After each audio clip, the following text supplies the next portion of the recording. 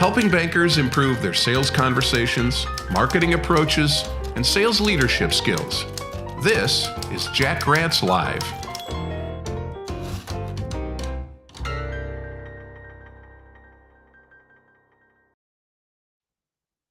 Happy Thursday, everybody. Jack Hubbard here, Chief Experience Officer of St. Meyer and Hubbard. We're thrilled you're here today to talk with somebody who I would consider one of the best digital marketing people in the world, and certainly one of the top ones in banking. And it's really interesting. You know, we have so many meetings back to back to back. So our guest is on another meeting, and he will be with us shortly. So in the meantime, let's talk a little bit about Jack Rants Live and how this little show works. Thanks to my wonderful daughter-in-law, Amber, we put together this program a while ago. I think this is program number 32, maybe. And we like to have people that focus in on helping you. And when I say you, you know, we work in banking, so anybody certainly in sales is welcome. And we've had a whole lot of people on from banking, including my good friend Amber Pulford, who says we're going through James Robert Lay's workshop at Centir right now. So hey, Amber, tell him to hurry up, get finished. Here's James Robert. And so we start with best-selling authors, and we've had some amazing people, people that I never thought in my lifetime that would ever talk to me, who know me from a bag of donuts. But we've had some really, really great people. Jay Baer's coming on with us this year.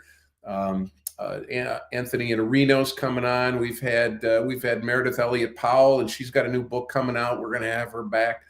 And so we've got a lot of authors, and then we have bankers on. And you know, Amber and I were talking yesterday about, well, who can we start to have on, because we're kind of booked out until May, and who can we have on in May? And we've got a couple of ideas that I think you'll like. The third week of the month, which is where we are now, we have consultants on. And again, I just don't know of another consultant that's better in the space that this guy works in than James Robert Lay, who will come on with us in a second. And then the fourth week of the month, we have digital concepts. So we've got some folks coming on, some good people, really, really good people. The next week, we're very, very excited because we have Dan Gingiss coming on. And so we turn over the calendar, and Dan is a best-selling author. He wrote a book that's up over here, right here, The Experience Maker. He'll be with us on February 3rd. On the 10th, Kevin D, with a D, Turner, is going to be on. I love reading what Kevin writes, because he's somehow in the midst of LinkedIn and he knows things. And so when LinkedIn does stuff, I kind of know it because he writes this great newsletter, and we'll talk about some of the things LinkedIn. And then on the 17th, I'm really, really excited. My good friend Kirby Davidson is going to be on with us. Kirby is the president of the Graduate School of Banking up in Madison, Wisconsin. And I should be down in Florida today with my colleagues down there because they're having a big GSB meeting, but I couldn't make it. So Kirby's going to be on with us. And then if we extend one more week out, my good friend Ron Ballmer is going to be on. Ron, late of Greenwich, and now with Korn Ferry. And Korn Ferry just came out with a wonderful new sales research study that is outstanding, and we're going to talk to Ron about that. Well, we've got a whole group of people on today to welcome our guest. Our guest is James Robert Lay. This guy's amazing. This guy forgot more about digital marketing than I could have ever imagined.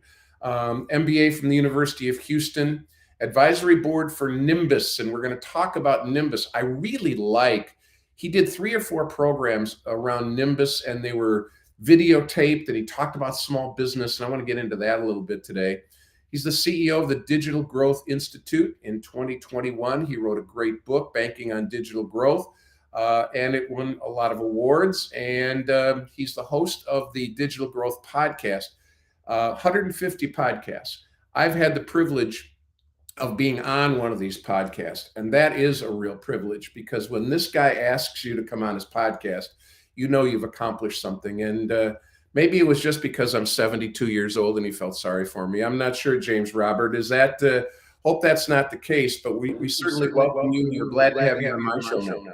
Well, Jack, thank you so much. It's an absolute pleasure to get to share some time with you today. And you came on because you had something to share. You were able to help our dear listeners, and I hope that I can return the favor for you and your audience here today as well. Yeah, you'll do much more than that. And thank you for joining us. I know your busy schedule.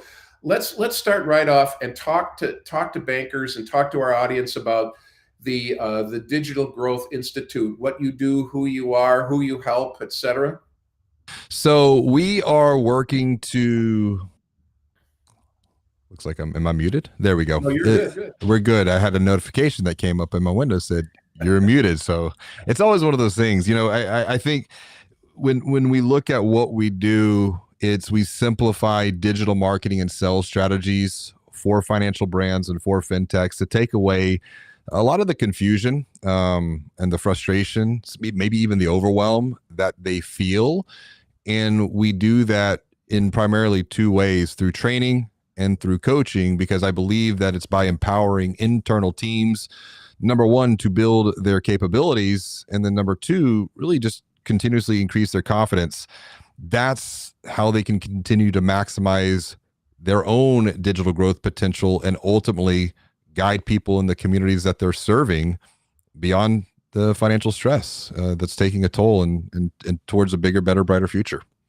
And you wrote a book about this, and it's wonderful. What I'd love to know though is you wrote in your 150th podcast, you wrote that 85% of Americans feel stressed about their finances. I think there's a lot we can do and a lot we can't do. But in the banking industry and in credit unions, that's really our focus. That's our fiduciary responsibilities. What are you advising and what are you seeing banks and credit unions do to kind of help mitigate some of this tension?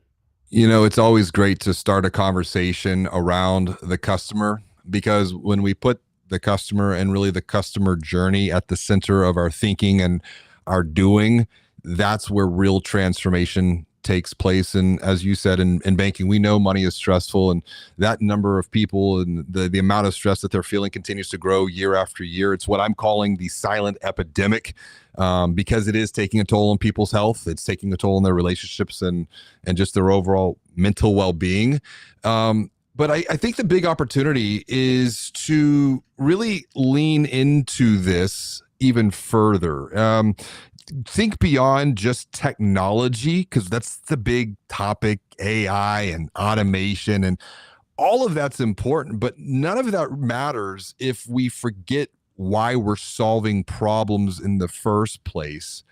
And so when we think about digital transformation, I want to move the conversation beyond just the technology and really focus it around the transformation of people, putting the transformation of people over the commoditized dollars and cents. Because when we transform lives, families, businesses, and the communities that we serve, we're all going to be better off because of that.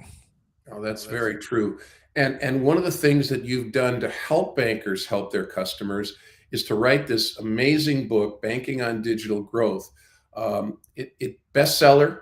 You've won some awards with it. And I think more than that, and knowing what I know about you, you've won a lot of rewards with it, because the bankers that read it and look at your 12-step process around strategic marketing focus really benefit from that. Walk us through a few of those things that you wrote in the book. And I'm really curious to see, you wrote it a couple of years ago, and now so much has changed. What's new now based on what you've written in the book?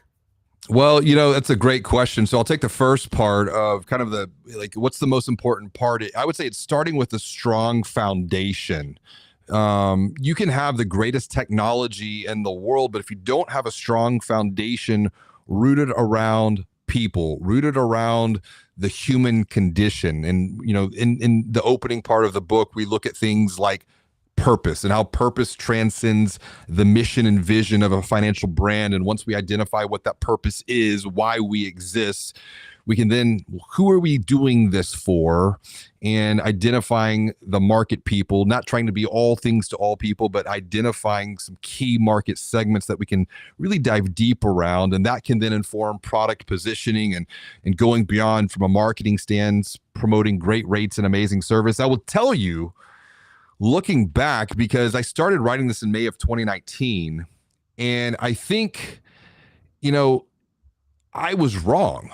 I was wrong from a sense of the formulaic approach that I recommended. And that was DX plus HX equals growth. And that is the digital experience plus human experience equals growth. Where I fell short, and in hindsight, and I learned a lot of this through the pandemic, and this book was published in May of 2020. It's the importance of the employee experience as part of that formulaic equation. And what I mean by that, if I could rewrite this, EX plus HX multiplied by DX, that's what leads to growth, because a positive employee experience will lead to a positive human experience that can just simply be exponentially multiplied through a positive digital experience. But we have to ask ourselves, why historically has digital transformation projects failed at a 60 to 85% rate? It's because we forget the people, we forget the team members, we forget the employees. That's where I think we have to really put some focus if we're wanting to get this exponential growth that I'm so passionate about. Well, it's interesting that you talk about how much failure there is in digital. I've seen a statistic that CRM adoption is at about 20%, which means about 80% of the money goes right out the door. And part of it is, from your perspective and CRM and even sales training, is that phrase that I just love, cave of complacency. When I started in bank marketing 1,000 years ago, two things were important: an ad in the paper that the president's wife was happy with, and enough dog biscuits in the drive-in. I couldn't have even imagined, nor any of us could, what was going on in bank marketing today. Talk about cave of complacency. What do you mean by that? It's an idea that I am using to frame the second book that I'm writing now, Banking on Change, around, because the cave of complacency, let's talk about why we get stuck in the cave of complacency in the first place. And it's because the cave, it offers a safe place. It offers a pseudo sense of confidence to escape some of the chaos and the confusion that change causes. And change was happening long before this whole COVID experience, but now it's increasing at an exponential rate. And I predict COVID is nothing more than a dress rehearsal. COVID is nothing more than a preview of what is to come. And so I think the most important thing when it comes to thinking about the cave of complacency is having the awareness, are we stuck there to begin with in the first place? Because if we are, we can come out of the cave, we can set down a new path, a new journey for growth. But a lot of times we're going to need to do that together as a group. We can't do this as individuals. And I see a lot of that when it comes to this idea of digital growth or digital transformation. We have small pockets or individuals within an organization, but there are really 3, maybe 4 transformations that must take place to make this a reality. Number 1, transform the self. Number 2, transform the team, because teams are made up of individuals. And then number 3, when you transform the team, that's where you can transform the organization, which then ultimately transform lives once again back in the communities that we're serving. But we have to have the awareness, are we stuck in the cave to begin with in the first place? Well, we better not be stuck in the cave as it relates to fintech, because it's all around us. I even seen On Deck, which is now starting to advertise on television. So it's ubiquitous. It's everywhere. Talk about your vision, your crystal ball, future regulation, partnering with banks, purchasing banks, New fintech startups. What do you see in James Robert in that space?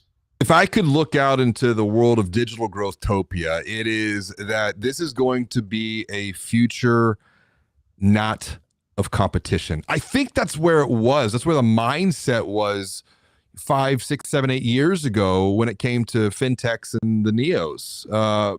But it can't be a future of competition. Competition is rooted in scarcity, it's rooted in lack. Where I'm looking out at the world is when it comes to the lens of fintech, it's a world of collaboration. It's a world of working together around common purpose, around common audiences.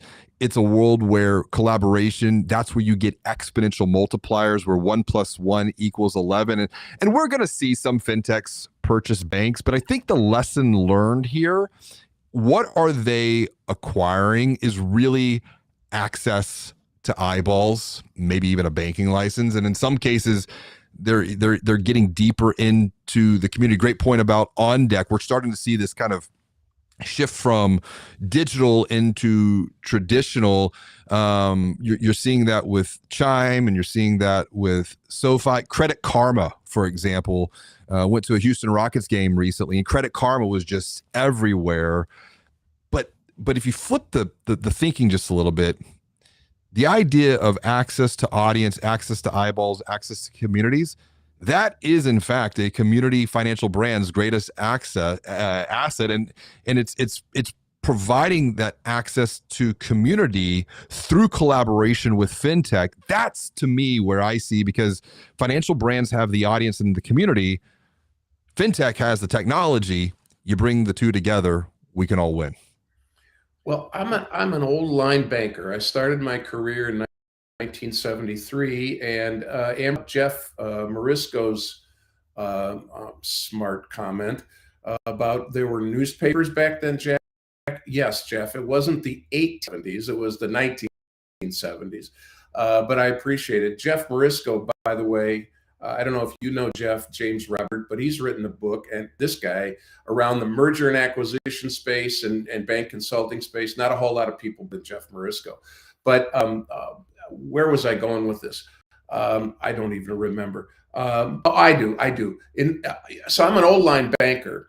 I'm kind of conservative, and I say, there needs to be some rules of the road here. So what do you say to bank presidents who say to you, well, banking is pretty regulated, but the fintechs, they kind of do what they want. Where's my level playing field? What do you say to them, James Robert? How can they survive in this situation?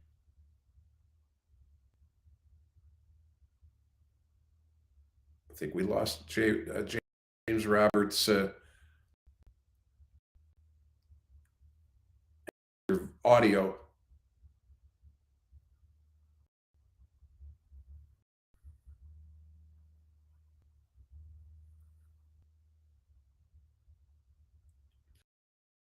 No, still don't hear you. Jump off and probably jump back on. I want to ask James Robert a number of questions about digital marketing and digital banking, and I also want to talk about crypto a little bit. As he jumps back on, if people have questions for James Robert, this is a great opportunity. I know he was over at doing some work with Centir in a virtual kind of way, but this is a great opportunity. You don't get a chance to talk to James Robert very often. There you are. You're back. I'm back. We little technical difficulties, but can you hear me now? Hear you well. And I feel good that you're knowing how to fix yourself. Well, I think that's a great lesson to learn from this. And back to your point on the fintech question, it's the idea of adaptability, where I think what just happened in this experience, AQ, the adaptability quotient. We talk a lot about EQ, emotional intelligence, and we talk about IQ. But if we can take EQ and add that with AQ, I really think that's going to be greater than IQ in this digital world. And so being able to respond, great example of what just happened. Being able to respond to changes in the environment and staying cool under pressure, I think, is something it's a key trait that we can all learn. And just like EQ is a muscle, AQ is a muscle as well. So I want to talk about CQ, crypto quotient, currency. I was watching the Cornerstone Advisors does a great program every year. Ron Shevlin put it on. They have a big study. And one of the things they talked about was crypto. What's happening? What do you see? Well, I think we're seeing when it comes to things like crypto and DeFi and NFTs, we're in a whole new, we're in the Wild West right now. I think we're where the internet was back in 1996. People were really confused about, well, what is email? What is this email thing? How does all of this work? But you saw very, very quickly how things accelerated from, say, 96 to 2000, and then 2000 to 2007, 8, and then 8 to then probably the 15 period, and 15 to now. You have these blocks in time of massive jumps in human behavior.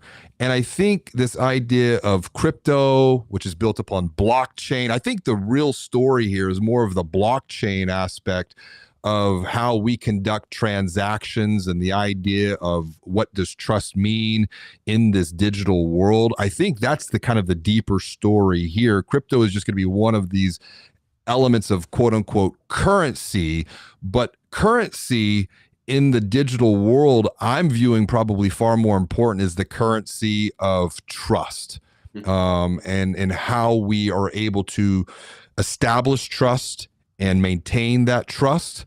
And it's the blockchain that I think is really kind of the deeper story driving behind the crypto talk right now. I think that's right. And I want to get into digital banking and digital marketing, but Robert has an interesting question. Amber, if you bring him up, he says, in regards to crypto, do you see the banks moving and then the regulators following, or you just see the regs coming and then the banks entering crypto? That's a really interesting question, James Robert. It really is. And if it was me, it would be, I come from an entrepreneurial lens. So always kind of looking at where the opportunities, moving towards that opportunities, and then hoping things finally catch up. I think from a regulation standpoint, we look historically, regulations have always lagged against what's going on in the marketplace. And that's why I think we're living in such an interesting and dynamic time, because the old quote unquote infrastructure, and I'm not talking just technology, I'm talking more of regulation and how we just think about all of this connecting. It's happening at a far faster. That's the whole idea of decentralization and DeFi. I mean, that's making people feel very, very uncomfortable. What happens when you cut the middle person out of the quote unquote transaction? That's no longer needed. I mean, and you're seeing a little bit of that now. I would say the beginnings of that were on the P2P space, and the rise of that. Now we're seeing that with buy now, pay later coming on, and growing in mass adoption, particularly with the younger. It's always the younger generations, right? I mean, that's typically where you're going to see early adoption, and then it'll trickle into the other areas of the market. But I think, it's look for the opportunities and do what you can as far as you can without getting in trouble, would be my take on that. Well, you wrote a great book about digital and branding and digital marketing and things like that. Make it come to life a little bit for us. I'm a bank and I haven't done much in digital. Where do I start? I would start by asking yourself some really important questions, because all transformation that leads to future growth begins with a few things. First and foremost, you got to tell the truth. You got to tell the truth to yourself about where you've been, about where you're at, about where you can grow next. I would say number two to that is getting some training and getting some education to provide clarity to help the unaware become aware of what opportunities are that are available to create or capture. Because I've heard this from so many leaders. I just don't know what I don't know. And they say that with almost a little bit of guilt. And I'm like, hey, it's okay, because the world has transformed so quickly. And I think this idea of building training into kind of the growth model is key, because once again, we're going to accelerate even faster going forward. And then I think the third piece, and I call these the 3 T's for transformation. The third T is just simply taking time to think. It's exiting the chaos of all of this change and going pretty old school, man. I'm talking pen and paper. I'm talking analog, because I have found through my experience in working, coaching, and advising financial brands, if we can create that space and time at least every 90 days to reflect on what they've done, to think about where they're at, what if they learn from those experiences, what are the opportunities to continue to improve and optimize, then go back, apply that thinking, and then just repeat that cycle, it creates a bit of a flywheel effect. And from a framework standpoint of like, well, where do I get started? Let's come back to people. Let's come back to the consumer journey and identify a key area in that buying journey that we see opportunities that we want to optimize, that we want to make even better because there's some gaps. So we have to do that through reflection and review, and then apply that and just keep repeating that process every single quarter. Well, one of the things that you repeat quite often is your digital growth podcast. I know you're busy, your time is so valuable, but I just have a couple more questions for you. Certainly one of them is about Nimbus, but I want to go back to the podcast. Talk about your podcast. What do you discuss? Who are some of the guests you have on? What's going on in the future? Just talk about your podcast a little bit. I appreciate the opportunity. This was I would call it a gift from COVID, because when you launch a book at the start of a pandemic, well, there's no opportunities to go out and speak. So what do you have? What do? You start a podcast. I will tell you, this has been one of the biggest joys, I would say, in my 20 years of doing this, of running the Digital Growth Institute, has been the podcast, because of the number of people, good people that I've met. I feel like we're only just getting started. I think we just recorded like episode 168 or 169 earlier this week, and we're just getting started. And so what are we covering? We're covering pretty much the intersection. As I look at the world through the lens of digital anthropology, we're covering the intersection of marketing and sales, technology, and human behavior, which could be leadership, it could be consumer behavior, through the lens of how they manage money and what does that money experience look like. And I would say, it's also provided me context that I can transfer back in and teach into organizations, because this has been very helpful. That I see this idea of what I would call banking on expertise, which will be the third book that I write after Banking on Change. We're at the kind of I would say the leading edge of this, from a learning and a process documentation of what can we do to transfer this knowledge back in to help other branch managers, lenders, leaders kind of do the exact same, because it's this idea of content. As I wrote about in Banking on Digital Growth, content is the fuel of any digital growth engine. And that's why I appreciate the work that you're doing here with Jack Rants. It's just a great way to continue to educate and empower others together. Yeah, and I think too often people say, well, my article isn't quite ready yet. It's not perfect. Look, it's never going to be perfect. Put it out there, because if you've got something to say that can help somebody, that's really important. Which leads me to your Nimbus program. You're on the you're on the advisory board of Nimbus. Talk about Nimbus and talk about those videos that you did and how people can get them. They're fabulous. It's always a pleasure to get to collaborate with others who share a similar perspective, just as we're doing today, because it's that idea, I think, of 1 + 1 = 11. And so having the opportunity to collaborate with Nimbus, is sitting on the industry advisory board and then facilitating these conversations and dialogues around a passion, a topic that's a passion subject for me, which is the opportunities for financial brands and for fintechs to empower and help grow small to mid-sized businesses, because the SMB space, that's the backbone of our local economies, and is such a natural fit and an affinity for community financial brands and even for fintechs to really provide guidance, provide insight, provide some help, and provide some hope. And so with this series, it's one that you can find on the Nimbus website, or even just send me an email, jrwlay at digitalgrowth.com, and I'll shoot you a direct link myself.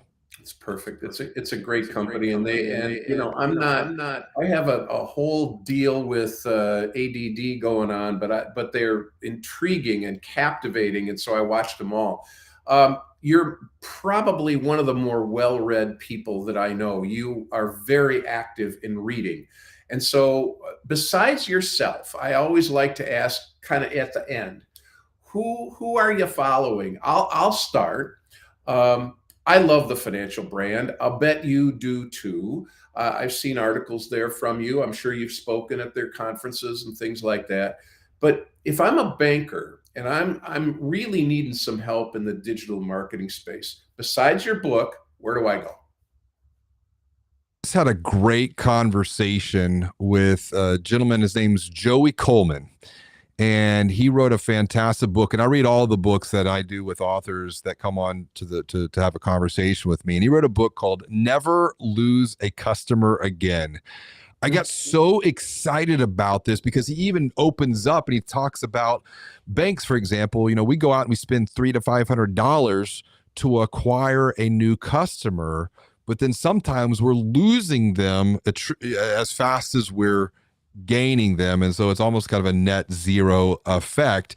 And what Joey does in this book is he unpacks a framework. It's so easy to follow. It actually complements a lot of the thinking that I shared in Banking on Digital Growth, which was a lot of fun. He takes it even deeper from an onboarding and from an adoption standpoint, hence the name, Never Lose a Customer Again. And it really is about those first 100 days and how we can continue to make deposits and reaffirm the decision that someone has made to ultimately guide them to become, I think, one of the most powerful marketing channels, even in this digital world on planet Earth, if not the most powerful marketing channel, which is advocacy. You know, turning our customers into advocates to tell the good news for what we've done for them with their friends and with their family. I think you're right. It is about relationships. You and I didn't know each other. We were connected by Eric Cook. So there's a linchpin there. And I think that's very true in whether it's retail banking or mortgage or what have you. It's all about advocacy, all about relationships, all about authenticity, isn't it? It really is. And on that point of just books and readings and conversations, you know, I think being a lifelong student is so critical going forward. The more I know I don't know. And it's sometimes you're going to be the student, sometimes you're going to be the teacher. Either way, there's always a lesson to be learned through that experience. And I think, you know, someone else that just to put on the dear listener and their perspective is what is called content-based networking. And it was a great book written by a friend of mine. His name's James Carberry. And it really is this idea, back to your point with Eric, making the connection for us. That's what it's all about. It's what we used to do in the physical world, going to, say, the financial brand. We make these connections, but now we can make connections before we meet anyone, if we ever meet them, quote unquote, in person. But I feel like there's people that I know that I've never met, but I really do know them. And it's from these dialogues, discussions, and conversations. So content-based networking is one that comes to my mind as well. I've never met you, but it's a privilege to know you. And thank you so much for investing your time. This is one of the busiest guys in bank marketing today. And to have him invest 37 minutes with us is a real privilege. Thanks for being on with us, Robert. It has been a pleasure. Thank you so much, Jack. And this has been a lot of fun. We're going to have to do this again. We indeed will. We already got a lot of questions about when you're coming back. So thanks again. Nice to see you, man. You as always. Be well and do good. You too. James Robert Lay, everybody. What a great program. And I don't understand much about digital marketing. I'll tell you that. But in the time I've gotten to know Eric and one of my best friends in the industry, and James Robert and others, it's been terrific to get to know them and a little bit about what they do. I loved the way he jumped on and talked about the first question being about the customer. And I don't care if it's digital or analog or whatever it is, the customer is in the center. And I'm really glad he brought that up. And he lives that message every single day. So thanks again to James Robert Lay for that. We've got a couple of great programs coming up in the month of February, as we've mentioned. We also, to James Roberts' point, I don't write perfectly, but I like to write, and I like to write practically. So if you're interested in learning more about that, join me in the hashtag Rant Pack. It's a growing group. We write some articles. We do lots of fun stuff. It's all free, and it's a private LinkedIn group, hashtag Rant Pack. You don't need to be connected to me on LinkedIn, but I'd love it if you were. And you can join, and we'd love to have you with us. So thank you again for joining us today. This has really been fun. I learned so much from people like James Robert Lay and Eric and Tom Hirschberger and Lance Kessler and everybody about marketing, and we're going to continue to do that. Thanks to Amber, my executive producer. Thanks to all of you who were here today and who join us every week on Jack Rants Live. Next week, Thursday, 11 o'clock Central Time, we're looking forward to interviewing Dan Gingiss, who will be talking about the experience maker. In the meantime, make this day, this week, and every week a great client week. Thanks for joining us, everybody. See you next week.